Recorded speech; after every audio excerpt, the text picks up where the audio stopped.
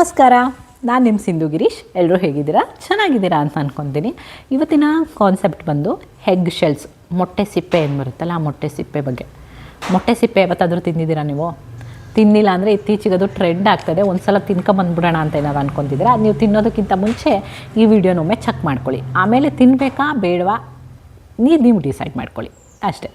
ಇವತ್ತಿನ video start ಮಾಡೋಣ. ಮೊದಲನೇದಾಗಿ ಎಗ್ ಶೆಲ್ಸ್ ಏನು ಬರುತ್ತಲ್ಲ, ಸಿಪ್ಪೆ ಏನು ಬರುತ್ತಲ್ಲ, ಈ ಸಿಪ್ಪೆಯಲ್ಲಿ ಅತಿಯಾದಂತಹ ಮೆಗ್ನೀಷಿಯಮ್ ಇರ್ಬೋದು, ಕ್ಯಾಲ್ಶಿಯಮ್ ಇರ್ಬೋದು, ಇದೆಲ್ಲ ಇದೆ. ನಿಮ್ಮ ದೇಹಕ್ಕೆ, ಆರೋಗ್ಯಕ್ಕೆ ಸಿಕ್ಕಾಪಟ್ಟೆ ಒಳ್ಳೆಯದು. ಅದನ್ನು ನೀಟಾಗಿ ಪೌಡ್ರ್ ಮಾಡಿಬಿಟ್ಟು ನಿಮ್ಮ ಸ್ಮೂತೀಸಲ್ಲಿ, ಜ್ಯೂಸಸ್ಸಲ್ಲಿ ಈ ಥರದ್ರಲ್ಲೆಲ್ಲ ಯೂಸ್ ಮಾಡಿ ನಿಮ್ಮ ಡೈಲಿ ಲೈಫ್ ರೊಟೀನಲ್ಲಿ. ಸೊ ಆವಾಗ ನಿಮಗೆ ಕ್ಯಾಲ್ಶಿಯಮ್ ಕೊರತೆನೇ ಬರೋದಿಲ್ಲ. ಕೈ ಕಾಲು ಈ ಥರ ಜಾಯಿಂಟ್ ಪೇಯ್ನ್ಸ್ ಇದ್ದರೆ ಖಂಡಿತವಾಗ್ಲೂ ಎಲ್ಲ ಹೊರಟೋಗ್ಬಿಡುತ್ತೆ. ಯಾಕಂದರೆ ಕ್ಯಾಲ್ಶಿಯಮ್ ರಿಚ್ ಇದು ಅಂತ ಹೇಳಿ ಸುಮಾರಷ್ಟು ಕಡೆ ಇವಾಗ ರೀಲ್ಸ್ ಟ್ರೆಂಡ್ ಆಗಿದೆ ಇವಾಗ. ಸೊ ಆ ಟ್ರೆಂಡ್ನ ಒಮ್ಮೆ ಬ್ರೇಕ್ ಮಾಡೋಣ ಆಯಿತಾ. ನೀವು ಎಗ್ ಶೆಲ್ಸ್ನ ತಿಂತಿದ್ದೀರಾ ಅಂದರೆ ನೀವು ಯಾವ ಕ್ಯಾಟಗರಿಯಲ್ಲಿ ಇದ್ದೀರಾ ಅನ್ನೋದನ್ನು ಫಸ್ಟು ನೋಡ್ಕೋಬೇಕು. ಏನು ಕ್ಯಾಟಗರಿ ಇದು ಅನ್ನೋದಾದರೆ, ನೀವು ಪ್ರೆಗ್ನೆಂಟ್ ಲೇಡಿನಾ, ನೀವು ಓಲ್ಡ್ ಲೇಡಿನಾ, ಅಂದರೆ ಓಲ್ಡ್ ಏಜ್ ಆಗಿದೆಯಾ, ನಿಮಗೆ 60 ಎಬೋವ್ ಆಗಿದೆಯಾ, ಇಲ್ಲ 50 ಎಬೋವ್ ಆಗಿದೆಯಾ, ನಿಮಗೆ ಡಯಾಬಿಟೀಸ್ ಇದೆಯಾ, ನಿಮಗೆ ಬಿ ಪಿ ಇದೆಯಾ, ಮತ್ತು ನೀವು ಕಿಡ್ಸಾ, ಅಡಲ್ಟ್ಸಾ, ನೀವು ಓವರ್ ವೇಟೆಡಾ, ಅಂಡರ್ ವೇಟೆಡಾ, ಇದನ್ನೆಲ್ಲ ಚೆಕ್ ಮಾಡಿ ಅದನ್ನು ತೊಗೋಬೇಕು. ಡೈರೆಕ್ಟಾಗಿ ಯಾರೋ ಹೇಳಿದ್ರು ಇದನ್ನು ತೊಗೊಂಡ್ರೆ ಏನೂ ಆಗಲ್ಲ ಅಂತ ತೊಗೊಂಡು ಎಡವಟ್ಟಂತೂ ಮಾಡ್ಕೋಬೇಡಿ. ಮೊದಲನೇದಾಗಿ ಈ ಪೌಡರ್ನ ಯಾವ ಪ್ರೊಸೀಜರಲ್ಲಿ ಮಾಡಬೇಕು ಅನ್ನೋದನ್ನು ನನ್ನ learn with Sindhu YouTube channel ಇದೆ ನಂದು, ಅದರಲ್ಲಿ ನಾನು ನಿಮಗೆ ಪೋಸ್ಟ್ ಮಾಡಿದ್ದೀನಿ. ಬೇಕಾದರೂ ಯೂಸ್ ಮಾಡ್ಕೊಳ್ಳಿ. ಅದನ್ನು ಹೇಗೆ ಪ್ರೊಸೀಜರ್ನ ಮಾಡಿ ಆ ಪೌಡರ್ನ ಮಾಡ್ತಾರೆ ಅಂತ. ಆ ಪೌಡರ್ನ ನಾನು ನಿಮಗೆ ತೋರಿಸ್ಲಿಕ್ಕೆ ಅಂತ ಮಾಡ್ತಿರೋದೇ ಹೊರತು ನಾನಂತೂ ಯೂಸ್ ಮಾಡೋದಿಲ್ಲ.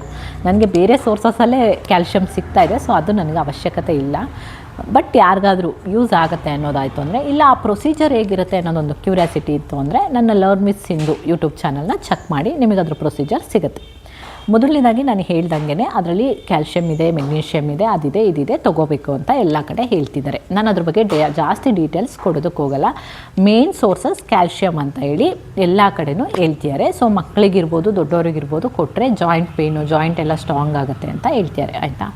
ಅದು ನಿಜನಾ ಸುಳ್ಳ ಅನ್ನೋದಾದರೆ ಖಂಡಿತವಾಗ್ಲೂ ನಿಜ. ನಾವು ಏನು ಮೆಡಿಸನ್ಸ್ ತೊಗೋತಾ ಇದ್ದೀವಲ್ಲ, ಮಾತ್ರೆಗಳು, ಟ್ಯಾಬ್ಲೆಟ್ಗಳೆಲ್ಲ ಏನು ತೊಗೋತಿದ್ದೀವಲ್ಲ, ಅದರಲ್ಲಿ ಏನು ಸಪ್ಲಿಮೆಂಟ್ಸ್ ಎಲ್ಲ ಏನಿರುತ್ತಲ್ಲ ಅದರ ಸಬ್ಸ್ಟಿಟ್ಯೂಟೇ ಈ ಎಗ್ ಶೆಲ್ಸಲ್ಲಿ ಸಿಗುತ್ತೆ ಅನ್ನೋದು ಮಾತು 100ಕ್ಕೆ 100 ಸತ್ಯ.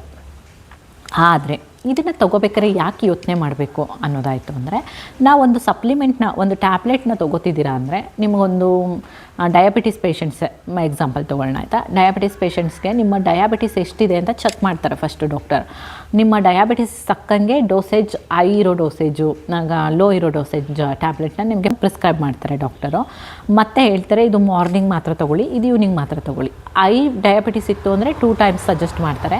ನಿಮ್ಮ ಡಯಾಬಿಟಿಸ್ ಕಂಟ್ರೋಲಲ್ಲಿತ್ತು ಅಂದರೆ 1 ಟೈಮಿಗೆ ಸಜೆಸ್ಟ್ ಮಾಡ್ತಾರೆ ಅಲ್ವಾ.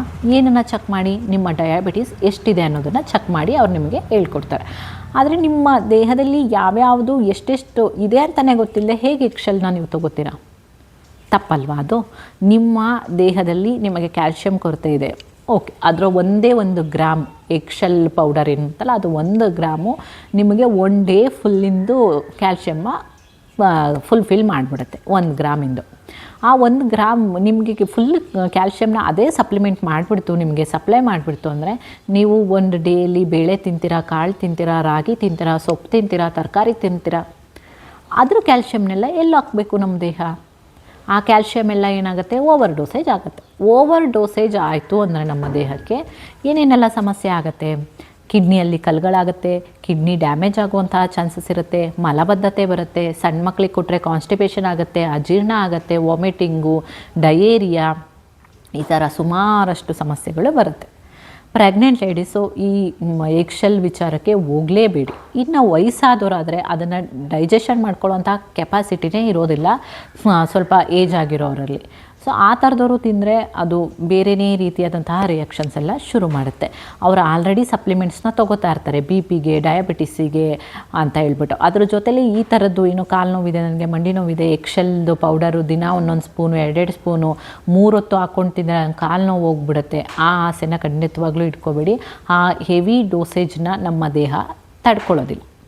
ಅದು ನಮ್ಮ ದೇಹ ತಡೆಯುತ್ತೆ ಅನ್ನೋದಾಗಿದ್ರೆ ಗೆಡ್ಡೆ, ಗೆಣಸು, ಸೊಪ್ಪು, ತರಕಾರಿ ತಿಂತಿದ್ದ ಕಾಲದಲ್ಲೇ ಈ ಸಿಪ್ಪೆನೂ ತಿನ್ನೋಕ್ಕೆ ಶುರು ಮಾಡಿರ್ತಿದ್ರು ಅಲ್ವಾ ಜನ.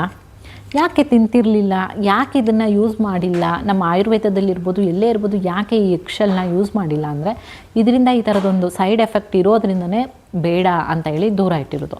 ಇವಾಗ ಮತ್ತೆ ನಾವು ಅದನ್ನು ಡಾಕ್ಟರ್ ಆಗೋಕೆ ಹೊರಟಿದ್ದೀವಿ ಅಥವಾ ಸೈಂಟಿಸ್ಟ್ ಆಗೋಕೆ ಹೊರಟಿದ್ದೀವಿ ನಾವೆಲ್ಲ, ಆ ಎಗ್ಶೆಲ್ನ ಪೌಡ್ರ್ ಮಾಡ್ಕೊಳ್ಳೋಣ ಖಂಡಿತವಾಗ್ಲೂ ಎಗ್ಶೆಲ್ ತಪ್ಪು ಅಂತ ನಾನು ಹೇಳ್ತಾ ಇಲ್ಲ. ಇದರ ಅವಶ್ಯಕತೆ ಇದೆಯಾ, ಡಾಕ್ಟರ್ ಹತ್ರ ಚೆಕ್ ಮಾಡಿಸ್ಕೊಳ್ಳಿ ನೀಟಾಗಿ. ನಿಮ್ಮ ದೇಹದಲ್ಲಿ ಯಾವ್ಯಾವುದರ ಕೊರತೆ ಇದೆ, ಮೆಗ್ನೀಷಿಯಮ್, ಕ್ಯಾಲ್ಶಿಯಮ್, ಏನು ಮೂಳೆಗಳ ನಡುವೆ ಜಾಯಿಂಟಲ್ಲಿ ಕ್ಯಾಲ್ಶಿಯಮ್ ಎಲ್ಲ ಎಷ್ಟಿದೆ ಏನು ಎಲ್ಲ ಚೆಕ್ ಮಾಡಿಸಿ ನಂತರ ಡಾಕ್ಟರ್ ಹತ್ರ ಡಿಸ್ಕಷನ್ ಮಾಡಿ ಈ ಥರ ತೊಗೋಬೇಕು ಅಂತಿದ್ದೀನಿ ಅಂತ. ಓಕೆ ತೊಗೊಳ್ಳಿ ಅನ್ನೋದಾಯಿತು ಅಂದರೆ ತೊಗೊಳ್ಳಿ. ಬಟ್ ಯಾವುದೇ ಡಾಕ್ಟರ್ ಕೂಡ ನಿಮಗೆ ಏನು ಹೇಳೋದಿಲ್ಲ ಡೈಲಿ ತೊಗೊಳ್ಳಿ ಇದನ್ನು ಅಂತ ಹೇಳ್ಬಿಟ್ಟು. ಯಾವಾಗಲಾದರೂ ಒಂದು ಸಲ ಅಪರೂಪಕ್ಕೆ 1 or 2 ಗ್ರಾಮ್ ತೊಗೊಂಡ್ರೆ ಜಾಸ್ತಿ ನಿಮ್ಮ ದೇಹಕ್ಕೆ ಅಷ್ಟೆ. ಇದು ಮತ್ತು ಇದನ್ನು ಹಾಗೆ ಜಗದು ತಿನ್ನೋದು ಆ ಥರ ಅಲ್ಲ. ಇದರಲ್ಲಿ ಸುಮಾರಷ್ಟು ಸಣ್ಣ ಸಣ್ಣ ಬ್ಯಾಕ್ಟೀರಿಯಾಗಳಿದೆ.